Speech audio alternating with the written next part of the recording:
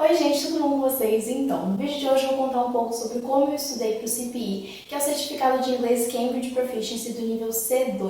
Esse é basicamente o nível mais alto que tem dentro da escala de exames do Cambridge English, que não seja já exames para professores e tudo mais. Então vamos lá, vamos começar o vídeo que eu vou contar um pouco para vocês de como que foi o processo.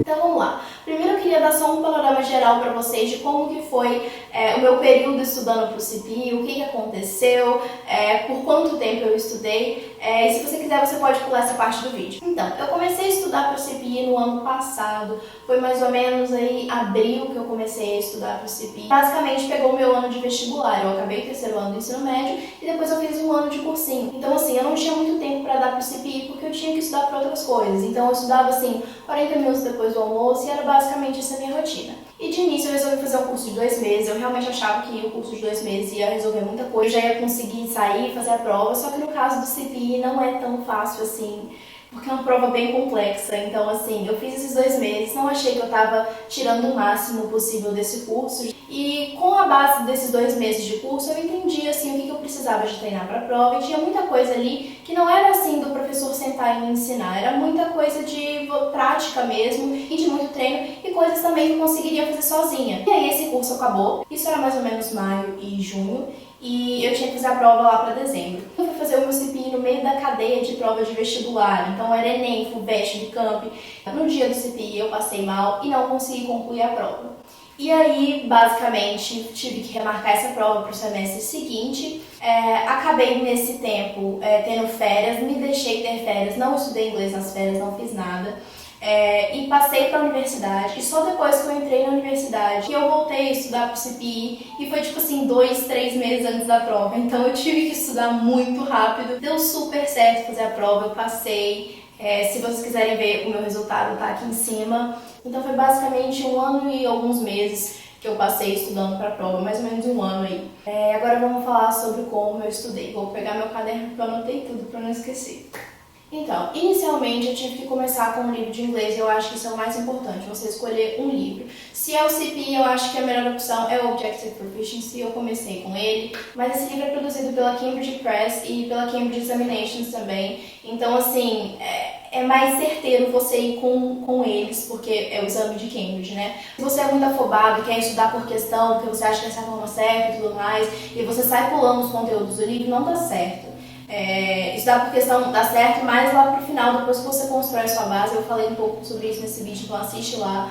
Mas é importante você seguir esse livro, então fazer todos os writings, fazer o listening, fazer tudo bonitinho, certinho, não inventar de ficar pulando muita parte, porque dá problema depois, você vai sentir que você está estudando, mas você não conclui nada, você não conclui um capítulo, você não conclui um bloco de conteúdo, um bloco de vocabulário, então fica mais confuso para você se você não seguir o livro. E eu usava esse livro, eu ia tentando fazer os capítulos, chegou um ponto que eu estava fazendo 2 capítulos por semana, porque como eu disse, eu mudei muito meu planejamento, então como eu fui muito afobada, eu comecei a fazer muita questão e eu não segui o livro. E aí quando chegou, sei lá, 3 meses antes da prova, eu vi que eu tinha 20 capítulos de livro para fazer, um tanto de conteúdo ali no livro, e que se eu tivesse trabalhado aquele conteúdo, provavelmente eu estaria fazendo as questões muito melhor. Eu dividi o número de capítulos que eu tinha durante o número de semanas que eu tinha para estudar. Obviamente, o último mês ou as últimas 3 semanas você não vai deixar para estudar livro. O livro você já tem que ter acabado e no mês final você já tem que estar em revisão, sabe? Então é bom deixar esse bloco assim, de espaço entre o livro e o início dos exames, porque não é só o livro, você tem que fazer prova, você tem que fazer revisão, você tem que fazer muitas coisas. Então assim, basicamente foi essa a minha ideia. Para todo capítulo do livro que eu terminava, que eu passava por ele, eu pegava todos os vocabulários e fazia uma lista dele no Notion. O Notion é basicamente um site com vários templates onde você consegue colocar suas informações, seja um caderno de estudo, você pode fazer anotações de sala de aula, você pode ter um calendário, você pode ter 1 milhão de coisas no Notion e ele te ajuda muito a organizar as coisas.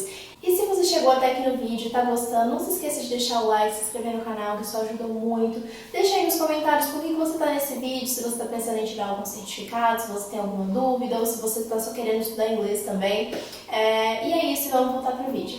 E aí assim que eu acabava um capítulo, eu pegava todo esse vocabulário, colocava no Notion, e no mesmo dia, ou no dia seguinte, ou no fim de semana que eu tivesse mais tempo, eu sentava e transformava aquele vocabulário em texto. Como que eu fazia isso? Você vai transformar ele basicamente em uma redação em inglês, usando todos aqueles vocabulários. Por que uma redação e não frase? Porque frase é uma ideia muito pequena. Cada frase fala de uma coisa diferente, são várias ideiazinhas. Agora, quando você coloca num texto, o texto é uma ideia geral. Então, na hora que você vai lembrar daquele vocabulário, primeiro você lembra o tópico do texto.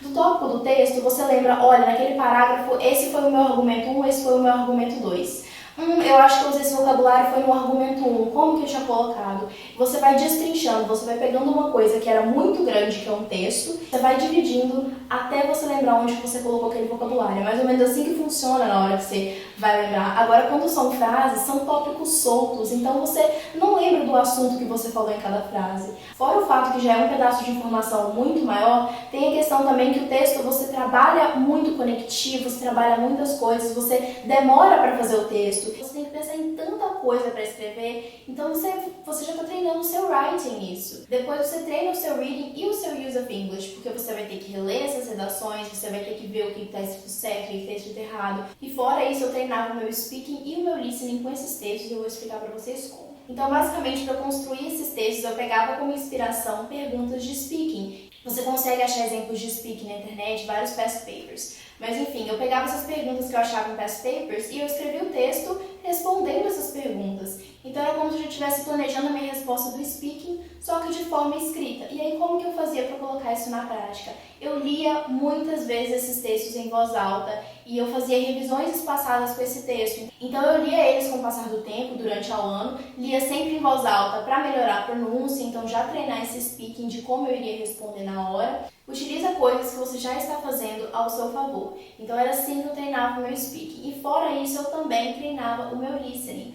Por quê? Nem sempre a gente está afim de ler o texto ou sentar e ficar revisando. É cansativo, às vezes a gente não quer nem fazer, passar aquele vocabulário. Então eu arrumei uma forma de revisar quando não estivesse com vontade de revisar, quando eu estivesse cansada, com preguiça, porque assim, eu estava fazendo muita coisa ao mesmo tempo. O que eu fazia? Eu fazia esses textos, eu lia eles em voz alta, gravando eles no meu celular, guardava lá a gravação e aí o dia que eu precisasse de revisar, eu escutava essa gravação e que basicamente é uma forma de você treinar o seu listening também, porque você vai treinar a sua pronúncia, porque você vai escutar como você está falando, você vai ver como você poderia falar melhor, você está treinando entender as palavras. Então assim, você já treina 5 horas da prova aí. Obviamente você não vai levar em consideração só o seu listening, você precisa escutar podcast, esse tipo de coisa também. Essa não é a única forma de você trabalhar o listening, mas é uma das formas. E mais ou menos no meio do ano eu descobri um PDF para professores do CPE. Eu descobri que, na verdade, tem um PDF para todos os exames, né? Mas ele basicamente é um PDF que vai pegar a prova, vai destrinchar a prova para você, vai falar o que o examinador espera de você em cada parte da prova. E como ele é de professor também, ele te ensina como trabalhar cada parte da prova. Estratégias que o professor pode usar em sala de aula para ajudar os alunos a aprenderem melhor a fazer aquela parte da prova.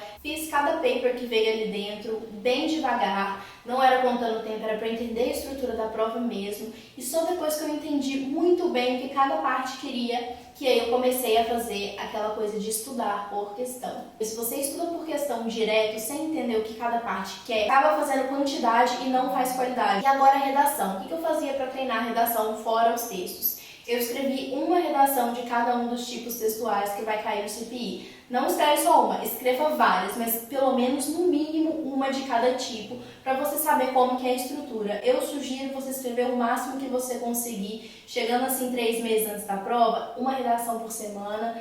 Redação é muito treino, muita prática, então assim, é muito importante você fazer.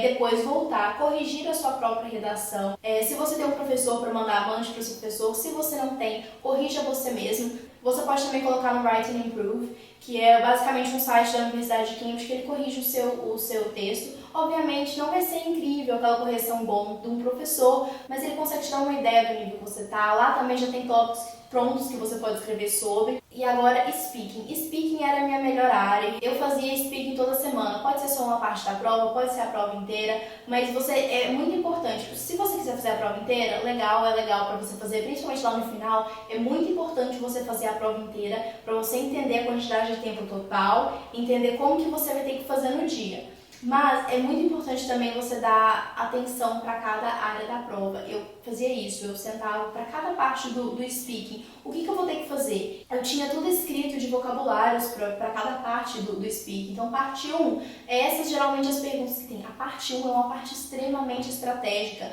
porque geralmente eles jogam as mesmas perguntas que tá lá para todo o past paper. Então, assim, a chance de você pegar uma pergunta igual a que você viu no past paper que você fez em casa lá na hora é muito grande. Por exemplo, pra mim foi perguntando se eu tô trabalhando ou se eu tô estudando. E eu já tinha a resposta assim na ponta da língua, toda bonita, porque eu tinha escrito, né?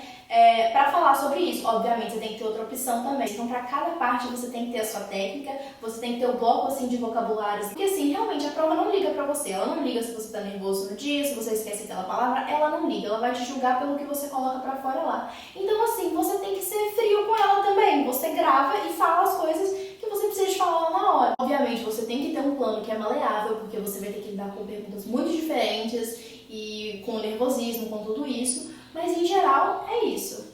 E é muito bom você saber falar um pouco de cada tópico. Então, o que eu fazia? Eu achei um canal no YouTube, que eu vou colocar o link aqui em cima, mas é basicamente um cara que, se eu não me engano, ele fazia vídeos pro TOEFL ou pro IELTS, enfim, mas ele pegava expressões legais para você usar em cada tópico. Então, se você vai falar de meio ambiente, tem essas expressões aqui que você pode usar. Se você vai falar do seu trabalho, tem essas expressões aqui que você pode usar. Então, esses vídeos dele me ajudaram muito. Pro listening eu fazia past paper, que eu acho que é assim o mais importante. Eu escutava muito podcast também, eu pegava o podcast e colocava na velocidade mais avançada. Então eu colocava, sei lá, 1,5 de velocidade ou 2 de velocidade, pra me ajudar a entender as coisas rápido. Porque se você acostuma a escutar as coisas muito rápido assim, lá na hora você já vai achar mais fácil. E aí pro reading e pro use of English, o que eu fazia? Eu fazia past paper mesmo, que era o jeito, fazia todas as atividades do livro relacionadas. É questão de prática, é muito past paper, é ler muito. Então, assim, você vai na BBC, por exemplo, todo dia de manhã você separa 15, 20 minutos pra você ler uma notícia de um tópico diferente a cada dia. Então, um dia você lê sobre sustentabilidade, outro dia você lê sobre cultura.